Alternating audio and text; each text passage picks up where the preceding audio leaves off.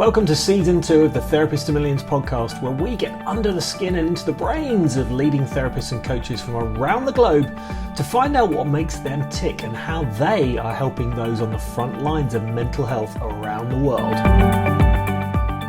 Hello and welcome to the Therapist to Millions podcast, where we get under the skin, into the brains, and try and really work out how therapists and coaches from across the world do their trade and are on the front lines of mental health across the world. So, and all the way from sunny Colombia, the one in Tennessee, not South America, today we have, it's bright and early for her, we have Nishoni Harvey, who is CEO at Nishoni Harvey Coaching, and she helps parents of autistic children. We're taking a slightly different route here with the coaching angle, take their home from power struggles to peace and their parenting style from turmoil to tender. I do love that. Through positive parenting strategies, ABA and TBRI techniques, and a thorough dive into the home, the parent, and the whole child, creating a positive and inclusive environment for their child to thrive and reach their full potential. Nishoni, good morning and welcome to the show. Good morning. Thank you. I hope you've had your coffee this morning. No, not yet. Oh. Well, listen, I love your background. Anyone who's watching on YouTube, she's got a fantastic background, a nice, peaceful, calming background there. So give us a little bit of an introduction to your story. How did you end up coaching the parents of autistic children? What's your background? Okay, so I have 4 beautiful children. At least I think they're beautiful. And 2 of them are on the autism spectrum. And we traveled much of the parenting path for our first autistic child through trial and error. We saw all the help that we could get with our second. We got ABA, which is applied behavioral analysis therapy, occupational therapy, and talk therapy, and we got personal training for myself and just so much more. I mean, we did everything that we could for Samuel. And then later, my husband and I, we began taking in medically fragile foster children as well. Mm-hmm. And many of those had autism. And it was during this time that I saw a need for parenting coaching that specialized in children on the spectrum, because there's all kinds of people out there that do parenting coaching, but there's not really many that do parenting coaching for those with autism. So, it's just that, our children that have autism, they experience the world so much differently than the rest of us. And as such, they need a different kind of parenting. And many parents of autistic children, they feel lost and alone in their parenting journey. But if there's somebody out there that does coaching for them, then they don't need to. And that's why I started helping parents of autistic children to create a positive and inclusive environment for their child to thrive and reach their full potential. So like you said, as an autism parenting coach, I incorporate the positive parenting strategies, applied behavioral analysis therapy, and trauma-based relational intervention techniques, and a thorough dive into the home, the parent, and the whole child to help these parents to, help their children. Fantastic. They just had an article on the BBC News last night, actually. I don't know if you've seen it, and I'll send you the link to it. But it's really worth watching. There is a crisis in the UK with autistic children being put into hospitals and actually mental health units in hospitals and staying there because they literally don't have the resources. They cannot get the staff at the moment who are trained to help autistic children. And it's absolutely shocking. My partner, she actually runs the Recovery and Everyday Skills Academy at St. Andrews, which is one of the biggest mental health charities in the UK. They are not allowed to accept children because of their CAMS grading, even though some of the work they're doing is absolutely incredible. So these children are now in the community, but the parents don't have the knowledge and don't have the support to actually deal with it. You're a vital part of that cog. I'd really love to expand a little bit more on like the techniques that you use, how you do what you do, because I would then love to share this with the journalists that put that together on the BBC, because I think this is a vital time for this. Yes. No, I didn't see that on the news. I would love to see that link. I'll send it to you, yeah. So to just give us a little bit of a background, what do you do when you help the parents? How do you actually do what you do? I do, I just dive into, the parenting. There's four different types of parenting. And so we try to dive into what they do as far as the parenting style that they use, where they came from as far as their parenting style, what they grew up with. We talk about what they're doing with their child. We talk about where they want to be as far as their parenting goes. Um, and then we talk about what their child is going through, because that's where the TBRI comes in, is the what their child is going through. Every child has a bit of trauma in their life. Mhm. And but children that are on the spectrum, they have a little bit more trauma than other children. And that's where the trauma-based relational intervention techniques come in, because especially when a child is having, meltdowns and things like this, when we're using the trauma-based relational intervention techniques, that's where those come in, and trying to, when they're having like the meltdowns and things, which is one of the big things that parents with autistic children are up against. They're in that flight and fight mode, flight, fight, or fawn.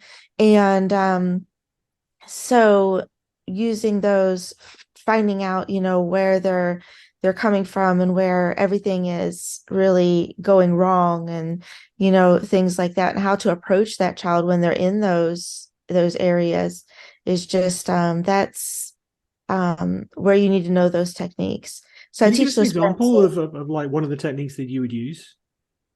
For instance, if they are um, getting my brain isn't working yet this morning. I haven't had coffee, It's but 2 a.m. for instance, if they are getting um, what is it called? Like when you're fighting people, physical. Aggressive. If they're getting Yeah, physical, yeah. you don't want to physically get physical with them, you know, Restrain them. Yeah, yeah, because yeah, because they are in that fight flight mode. yeah. Their brain, it's not working right. I'm not talking about, ever, like, because of the autism. I'm talking about because when we're in the fight and flight mode, our brain goes into the primal state. Yeah. And what happens is that our emotions take over. It's kind of like, you've got your brain, and your brain is working correctly here, and you're in the correct state of mind, per se. But Hmm. when you blow your top, so to say, your emotions take over, Yeah.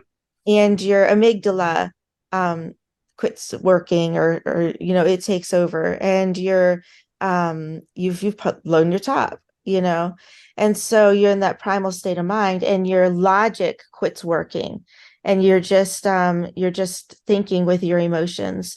And so when anybody that's in that primal state of mind, your emotions they take over, and they're working, and you can't reason with people that are in that state of mind.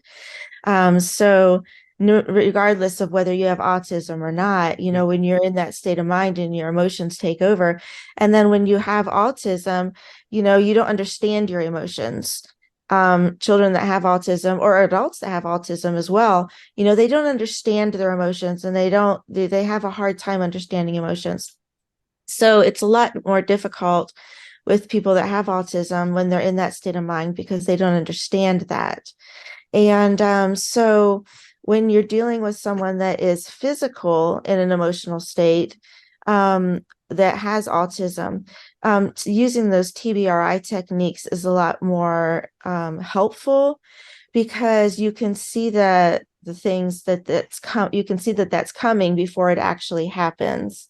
So when they start recognizing that body language, recognizing when they come in and maybe they throw their backpack on the floor, and recognizing that they're starting to get into that heightened sense of emotionalism, and, just, hey, what happened today at school? Or, you know, do you want to talk about it? Or, and then when they get into that point to where they are heightened, and they are in that fight and flight, knowing exactly what to say, or how to say it, or how to approach them, or, knowing why to say it or why not to say it, or, and these kind of things are vital too.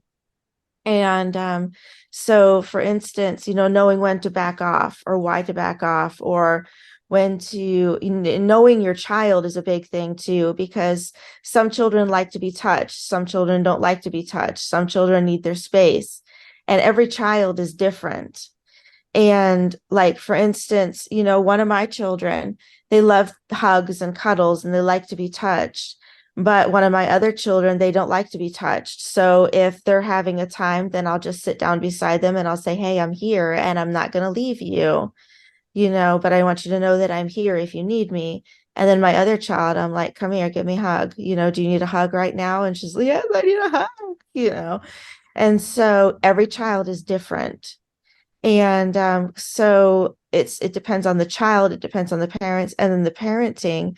Like I said, there's 4 different types of parenting. There's authoritative, authoritarian, permissive, and come on, coffee. Oh, no coffee yet. Okay. And neglectful parenting. So we all fall into one of those 4 categories. And there's a parenting style that's the best. And if I give out free coaching sessions, if anybody wants a free coaching session, I think I gave you the link for the free coaching sessions. We can go over these 4 parenting styles, see where they fall, and I'll let them know what the best coaching or best parenting is and how to find out, how to get there. And but um the fact is that we're all, none of us are exactly where we need to be. And I can show them how to get to where they need to be and how to use these techniques to help their child to be more, to understand their emotions and to not have as many meltdowns. In fact, I have a thing coming up, a webinar on the 16th on how to manage meltdowns in autistic children and how to stop them before they begin. So I can give you the link to that too if you want to put that in the We'll put that in the show notes. This is actually coming out next Tuesday, so it'll be just in time. So fantastic. So let me get this straight. So it's really about understanding your child and how they're going to react first, and then putting in your techniques to kind of go with that, to kind of give them the understanding of what's happening in their brain and with their emotions when they're in a particular space, or ideally before that actually you get to that point. So you then have techniques to either cut it off at the pass or to actually then deal with it in a more effective way. Yeah.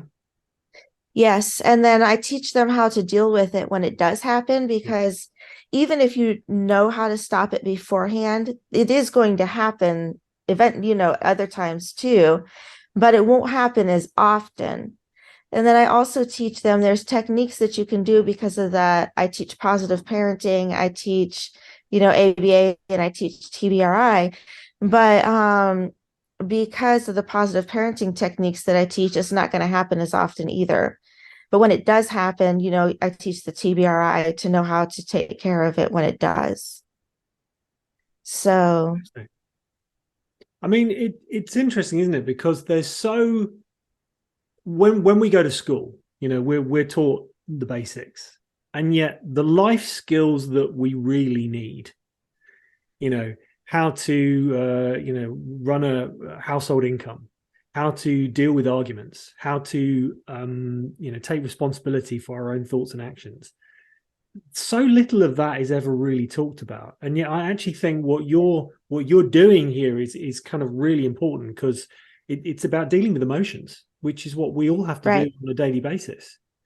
But as parents, and as parents of any children, actually, it's like we really need to kind of understand. I mean, parenting, when's that taught at school? It's crazy, isn't it? right. That's Yes. unbelievable. And that's another thing too, is I teach the parents how to teach their children, how the coping skills that the children need, when they're in the situation. And you've got to teach your children these coping skills when they're, in the right frame of mind, before they pop their top. so that they know how to use them when they're in the right frame of mind, or when they pop their top, when they blow their top, so that it's a habit, so that they know, when they are in that wrong frame of mind, you can just give them a cue, give them a a sign, and they're like, oh, I need to use my coping skills, so then they'll use them, and it'll help them to calm down, you know. And then I also teach them to give you a sign when they're starting to get overwhelmed, because children that have autism get overwhelmed, overstimulated very easily. Mhm. So then you'll know, oh, we need to try to calm things down in the house because they're getting overstimulated. And then that child, you'll already have something between yourselves. When my child gets overstimulated, they need time to themselves. Or when my child gets overstimulated, they need a hug. Or, or when they get overstimulated, they need to talk quietly with me, or they need, time to sit down and veg out with music, or, whatever my child needs, they're giving me that sign that they need that right now because they're getting overstimulated. Yeah. So I'm going to take my part to make sure that happens. And so I teach them to talk to their child to make sure that they have that plan in place, because that overstimulation a lot of times is what causes meltdowns. Yeah. Do you also teach about sort of brain health and nutrition? Because I'm sure that's a big Yes, part of it, isn't it? it is. And there's a lot of times, there's a lot of things that cause autism to really spike especially in America, because our diet is horrendous. Mm. The red dyes in our foods, and the different, just the preserved foods Mhm. are horrible here. And the fast foods and things that people live on, Yeah. it's horrible for autism, ADHD, autism, mental health. It's horrible. Do you actually think that the decrease in the quality of our diets has actually increased the amount of autism and ADHD in the population? Oh, definitely. Definitely. I think some of it too, though, is that we have more of a knowledge of what autism and ADHD is. Yeah. And so it's increasing the rates that people are being diagnosed. So I don't think there's as much of an increase of autism and things as as much as there is a knowledge of what it is. Yeah. Because I think that, and also there's more of a children are in front of screens more, and children are not out, like in the not too awful long ago. I mean, even in my generation, and I'm not that old, um, people were out, children were outside all the time, and, Yeah. playing and working and things like that. I grew up in a 200-acre horse and cattle ranch, so I was Mm. always outside working, and when I wasn't working, I was playing. So, I mean, people didn't notice that their children weren't weren't using their emotions, and weren't, keeping eye contact and things like that, because their children were always out doing things. And getting So, vitamin D from the sunshine.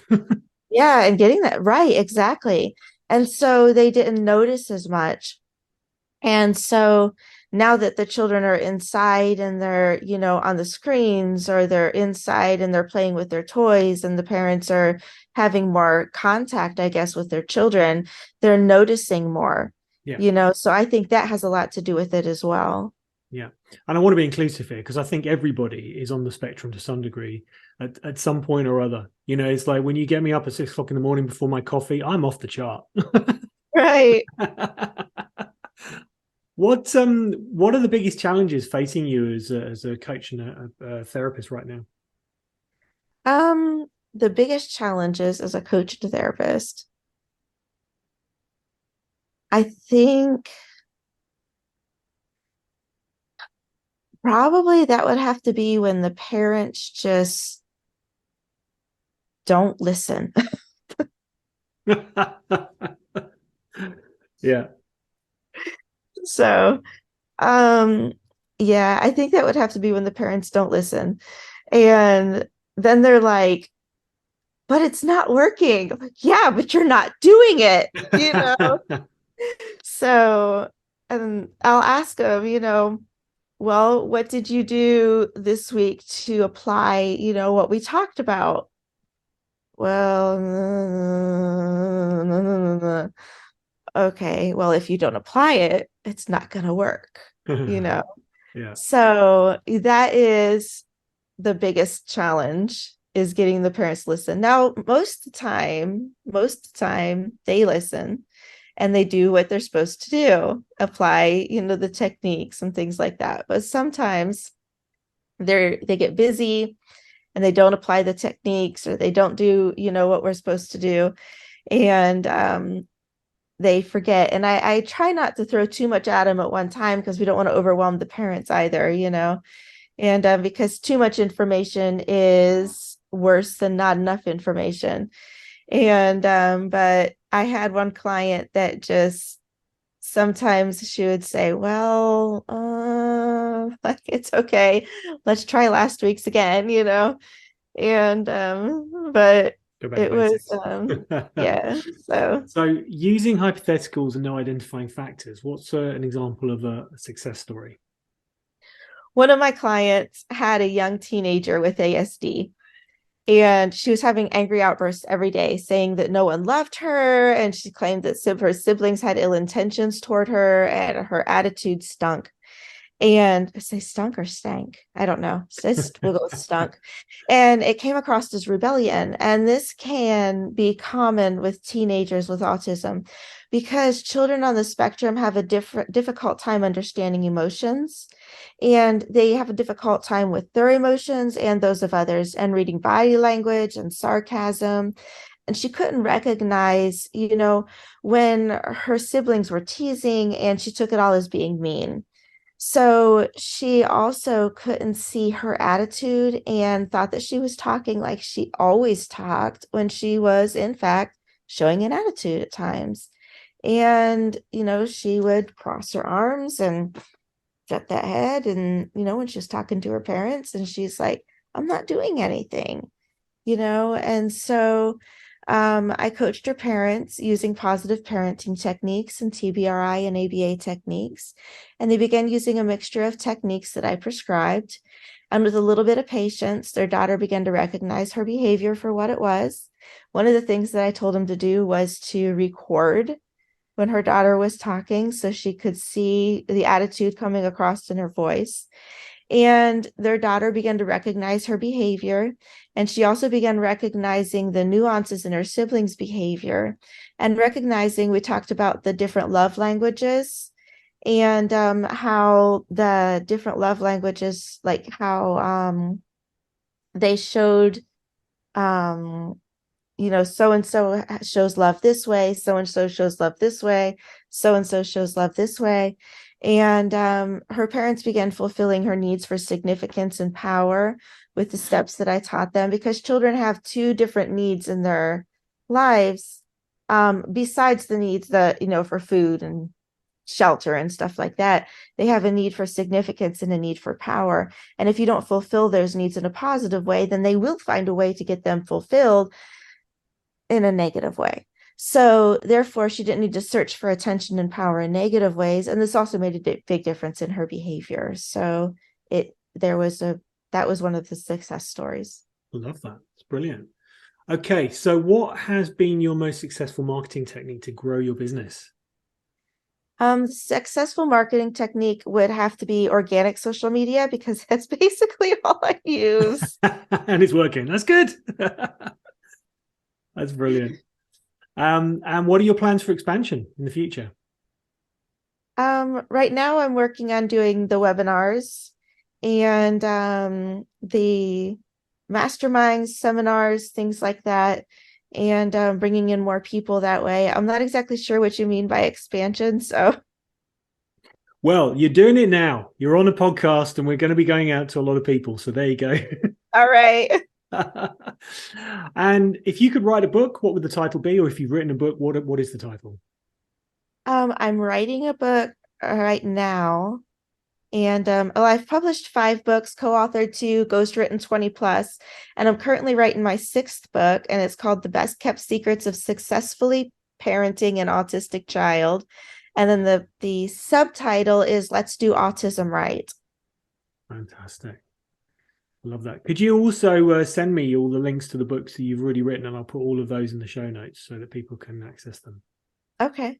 Fantastic. Now, on the subject of books, what's your favorite therapy or coaching book and why? Anxious Kids, Anxious Parents by Reed Wilson and Lynn Lyons. So I like that one because it talks about, when parents have anxiety, it kind of, the children end up being anxious too. And that's because your children mimic you. I mean, monkey see, monkey do, right? And so one of the ways to help the children to not be anxious is by talking about, I'm anxious, but I don't need to be. And this is why. And I'm working on my anxiety. And this is why I'm working on my anxiety, and talk about, how anxiety is something that we shouldn't just, something that we need to work on. And that anxiety is a normal thing of life, but that we shouldn't be over anxious because God's got this, and that's my part. That's not actually in the book, but it doesn't have God in it, but I've got God in it. So I love that. And finally, tell us a fact that blows our mind, or tell us a joke that's one of a kind to win 3 months free membership to our Therapist to Millions membership. Many people think that autism spectrum disorder is a mental illness, but it's not. ASD is a neurodevelopmental disorder that affects 1 in 54 children in the United States. You didn't know that it affected that many people, did you? No. It's diagnosed more frequently in boys than girls, and that's because autism in girls presents so much differently than it does in boys. Wow. So getting an autism diagnosis in girls is much more difficult. And because an autism diagnosis can go undiagnosed in girls much longer than boys. Wow. So girls don't get diagnosed a lot of times until they're much older because it just presents so much more differently. Yeah, that's amazing. That's incredible. And Nishoni, finally, how can people get hold of you? People can contact me through my email, coaching@nishoniharvey.com. I probably should have had a different webmail address because nobody can spell my name. They can also find me on my website, nishoniharvey.com. That's N as in Nancy, I, S as in Sam, HONI, Harvey, HARVEY.com. They can also download one of my free ebooks and set me up for a free coaching session there. Set me up, set you up. I don't know. Anyway, my coffee hasn't kicked in because I haven't drank it yet. Fantastic. We'll put all those links in the show notes. And I just want to say thank you so much for taking this time. I know it's really early in the morning for you, for sharing your fantastic skills. And I'll send you the link to that BBC article, because I think you'll find it fascinating. And we really appreciate you and everything you're doing on the front lines. Really do. Thank you. Thanks very much, Nishoni. Take care. You too. Thanks. Bye. Bye. If you would like to take part as a guest on the Therapist to Millions podcast, simply email me, Damien@therapisttomillions.com. That's Damien with 2 A's, as all of the guests on the show will get 3 months free access to our Therapist to Millions membership worth $300. So if you would like to know how to write a best-selling book, secure a TEDx talk, create membership sites with content you don't even have to create, build client acquisition funnels, effective lead magnets, or your very own podcast, and way more besides, why not head over to thetherapisttomillions.com and join our community of like-minded professionals? And if you'd like an additional $20 off your membership, simply type in the coupon code PODCASTLISTENER at the checkout.